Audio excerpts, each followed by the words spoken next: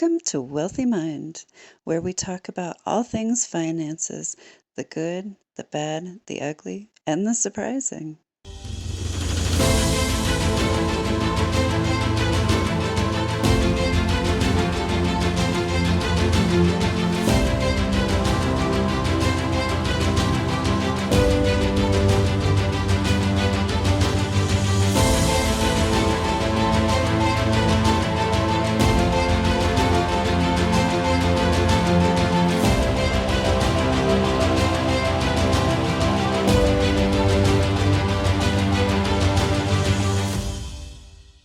Welcome to Wealthy Mind. I am your host, Misty Rose Gold, International Success Coach, and we are creating wealthy minds for entrepreneurs, founders, and executives and business owners. Shena, thank you for being my guest today. Yeah, thank you. Yes, Shena White, everyone. She is a fractional CFO, which is such a cool gig. I mean, I think it's cool. I don't know if it's for everybody though. Hey, if it works for you, that's all that matters. Mm-hmm. Yes. And your clients, right? Well, yeah. I mean, yeah, don't let the hair fool you. I am a giant nerd who loves a spreadsheet. So being a fractional CFO is like my favorite of all of my jobs I've ever had. I think it's pretty awesome. We're both pretty feminine, put together women, but we work in an industry that is very masculine dominated. Yeah. Well, and for me, I work primarily with construction companies and law firms. Mm, So those are two also like primarily male dominated fields. So mhm. Yeah. I'm in a male dominated field working in male dominated fields. Make that And make that's okay. sense. It's That's okay. okay. Yes. And it's okay to show up in that space as a Mhm. feminine woman. Oh yes. Yeah, I do international beauty pageants. So I'm a beauty queen. What? Yeah. That is so cool. Yeah, I was second runner-up, International Ms. USA. This last year, I competed in the International Ms. pageant in September. And Nice. this coming year, I'm going to be competing again in the International Ms. pageant as International Ms. Netherlands because I'm Dutch heritage. Really? Hmm. Yeah. Oh, well, that is such an interesting layer that I did not know about you, but now I do. Yep. So there'll be lots more crown pictures coming. Oh, okay.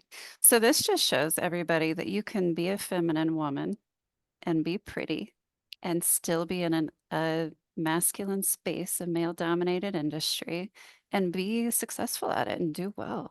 Mhm. And I love that. It's Yeah. amazing. So what got you into fractional CFO?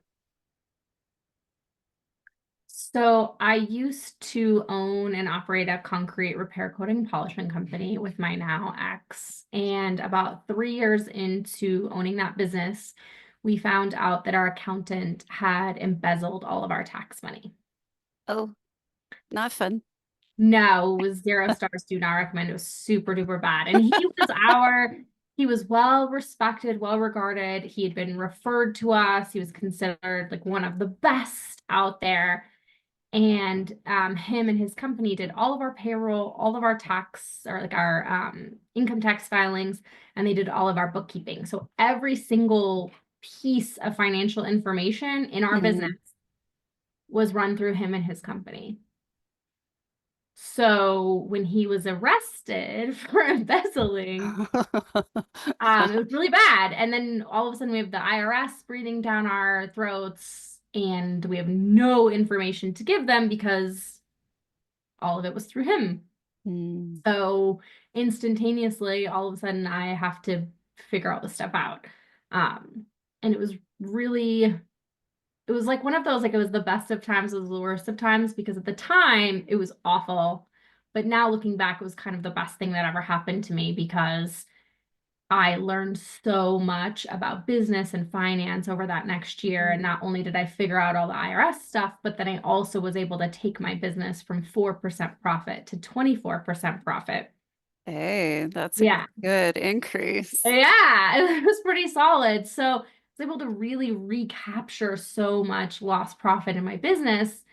And then I had friends and they were like, okay, how did last year you couldn't buy food. Now you're going to the Bahamas. Tell us the secret. What did you And do?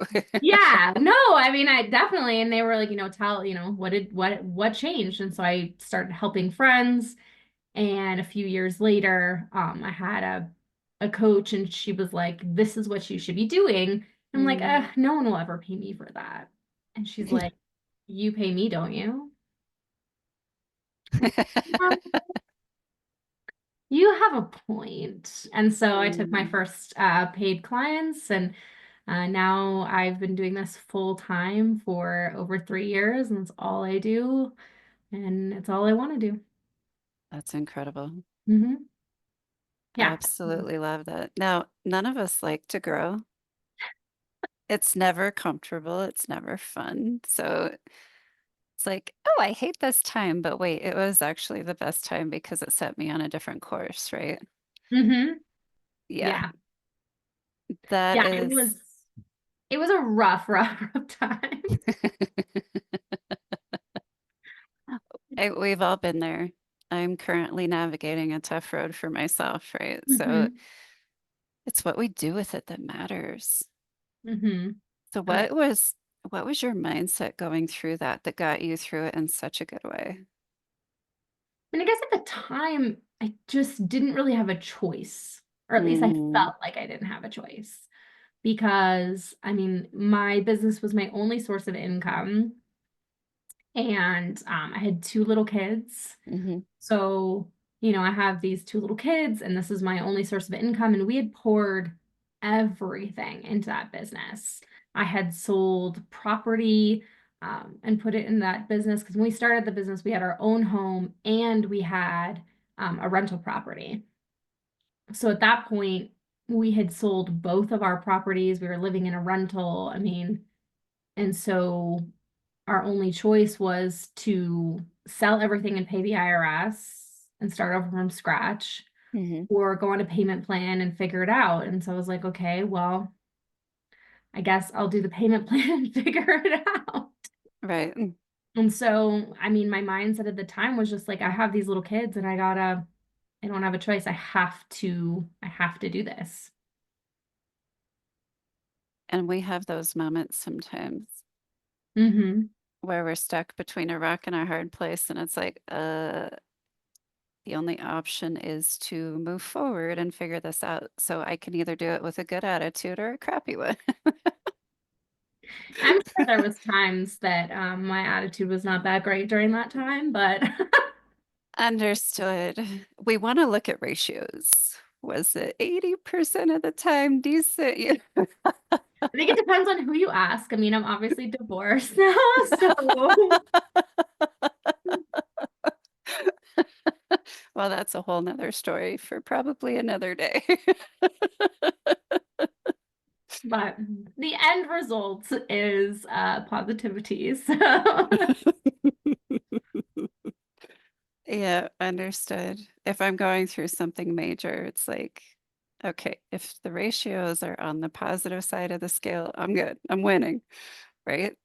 But if yeah. I let it tip too far, then it's going to spiral me into a direction I don't want to go in. So that's the battle, definitely. Hmm.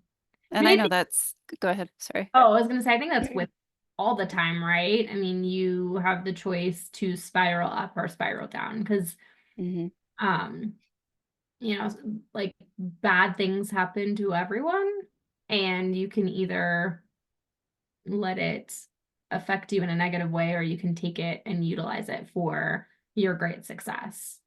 Like some mm people, I've talked to other people who are like, oh man, that would have derailed me forever. And I'm like, I don't know, I guess I just told myself I didn't have a choice, but hmm I really did. I mean, I could have just sat and spun or let the IRS take everything and started over. There was other options. I just didn't like any of them. Your soul didn't give you other choices. Like, Yeah. go do this. I understand the recent partnership I made with Red M. That was the same situation. I'm like, damn, my soul isn't giving me a choice. Right. I have to do this because I have a very specific story, specific voice, specific skills, and I'm the only one that can say, let's make sure that my story is not the story of future generations. So, looking at all the different outcomes, it's like, duh, I don't have a choice, but now I have to deal, right? I have to deal with how this impacts me. So, and you're right, it's every day, regardless, even when it's sunshiny and rainbows and unicorns farting out rainbows, like even when it's that scenario, we still have that daily choice of Hmm. what path are we going to choose? Are we Yeah. going to choose those positive spiral upward? Or are we going to go down into the dark little, the victim hole? Yes. Yeah. And I think sometimes it's the hardest to choose when you're not in a bad place. Because like right now, I have some big things I'm going to be doing in 2025 and leveling up in some spaces. And I think it's honest, in some ways it's harder because I'm so happy where I am. It's You're like, like I don't want to grow. Leave me alone. I'm like, I like what I'm doing. I like who I am. Like, let's just chill here. Like, can I just chill here for a little longer? And again, my soul's like, nope, sorry, level up time. Right. But I don't wanna.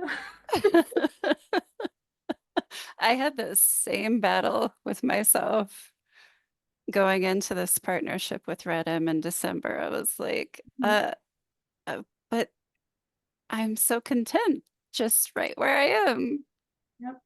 I Hmm. was hoping for at least a month or two in this space, but I got like 5 days. I was like, oh crap. Yeah. Yeah. And that, I mean, when things are poopy and you have to level up, then it's like, okay, I need to get to that. But when things are like good and you're like, Mhm, but I'm safe here and this feels good. That's mhm. the hard times. Well, that's where consistency and discipline come into play, but also a bigger why, because the bigger why keeps me going no matter what. If it's sunshiny and unicorns farting rainbows, awesome. I still keep going. I'm consistent, right? If it's Hmm. tough, I'm still consistent. So Yeah. it's because of the bigger why. Hmm. And I'm sure you have one. Oh yeah. What is it?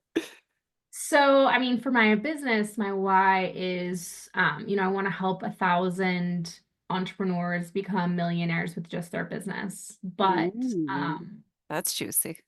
yeah, because I mean, so many people start a business, but what's the point, right?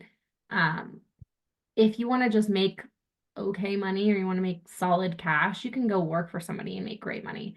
Mm. But if you really want to transform the world, business ownership will help you do that. And And making more money will help you do that. yep. Hmm. Yes. Yeah. But more than that, this year I'm going to be launching a program called Pretty Smart Business. That's all about helping women specifically to run super successful businesses from home Mm, and to make profit a priority. But doing it while being, a fully a mom or a wife or a beauty queen or whatever the heck they want to be, mhm, because we don't have to choose. We can have the and you can have it all. Um, and so I just want to show other women how to do that. And specifically to help domestic violence victims. I'm mm. a domestic violence survivor. And so I have it on my heart to help domestic violence survivors as well. Thank you. Thank you for sharing and thank you for your passion. I really appreciate that.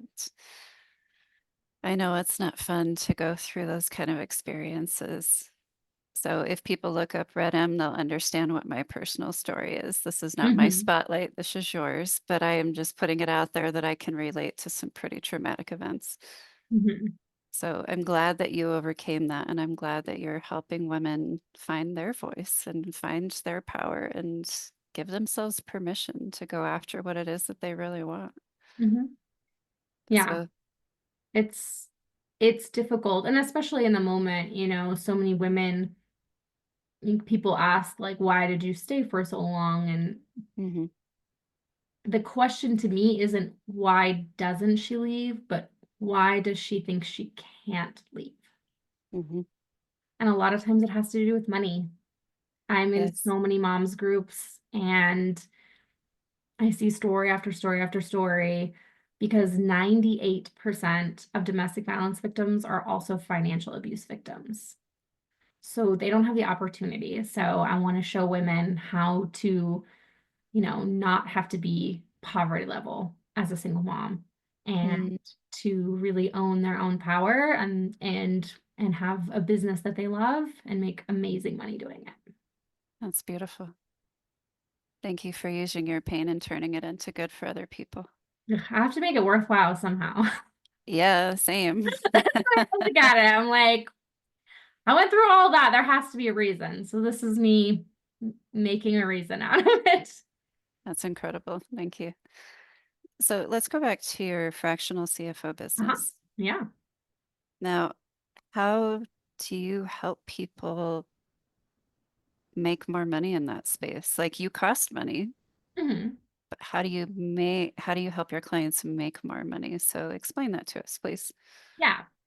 So, a bookkeeper, they're primarily data entry. They tell you, they put those things in and they generate reports. Here's your P&L, here's your balance sheet.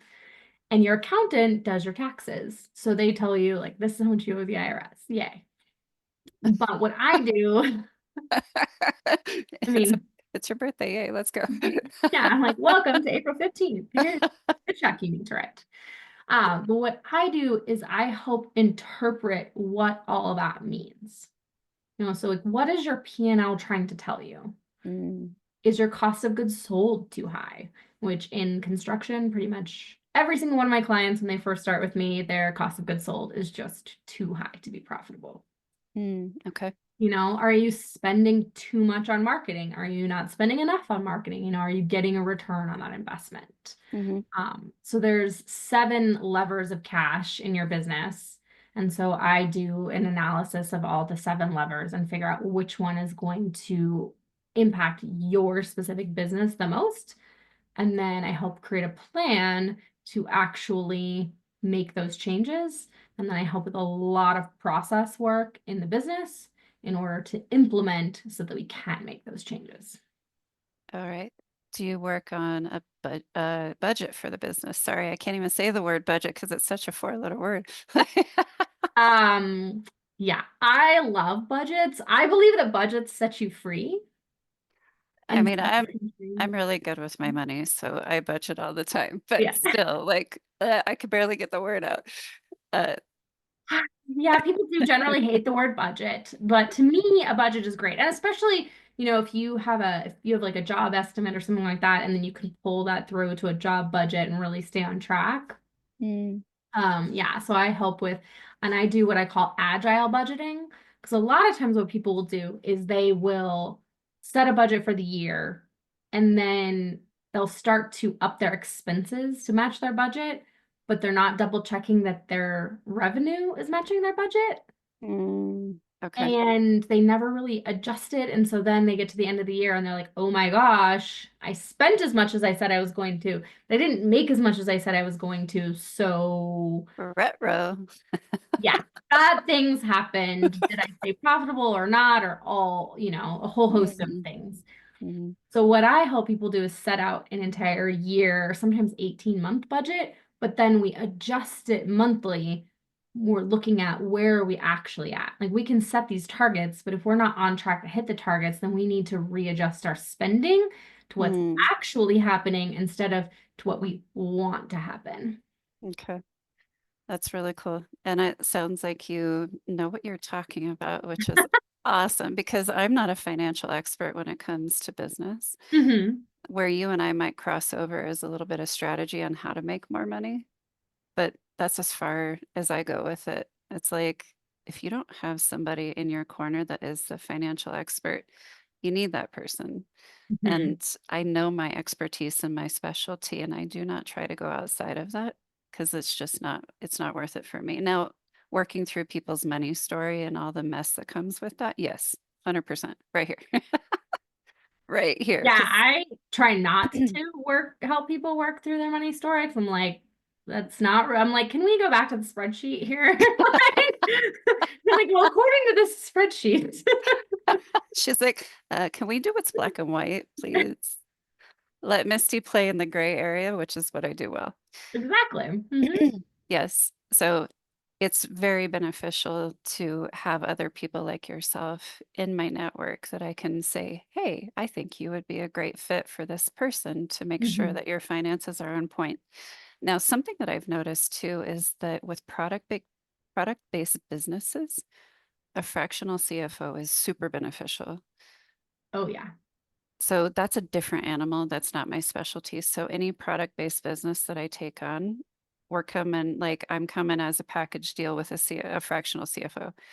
Well, yeah, if they don't already have one, because you have to know your margins so Right.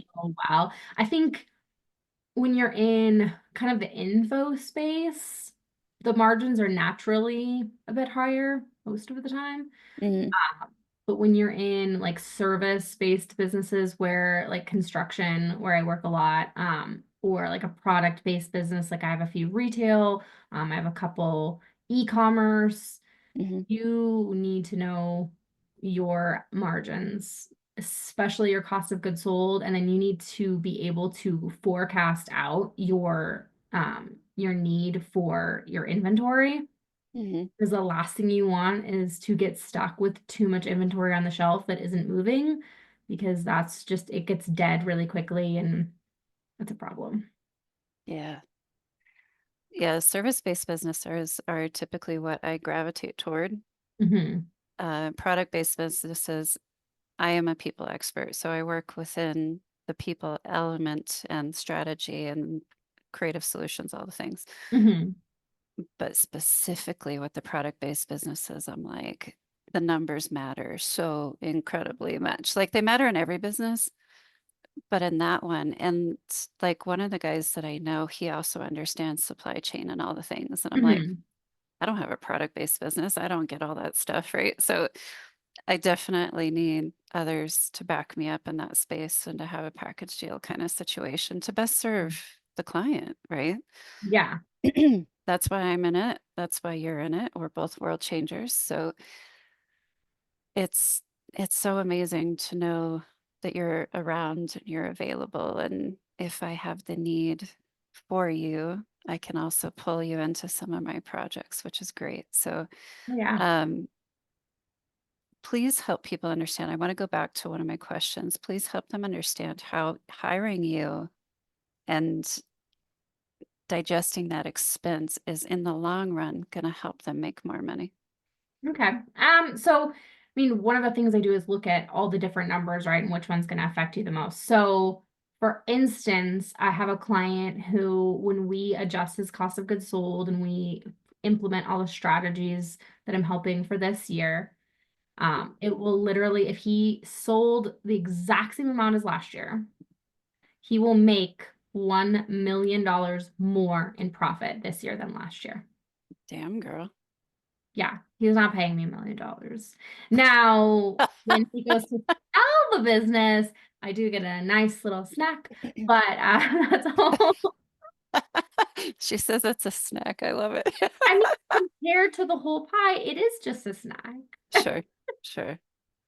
But So, that's the thing. So I have focus on return on investment, like helping people. Like I do not just take people's money to take people's money, and if they're not implementing the strategies and we're not moving forward, then I actually usually just say, "Here's the blueprint. Have fun. Bye. I'm out." Because that just gets frustrating to me.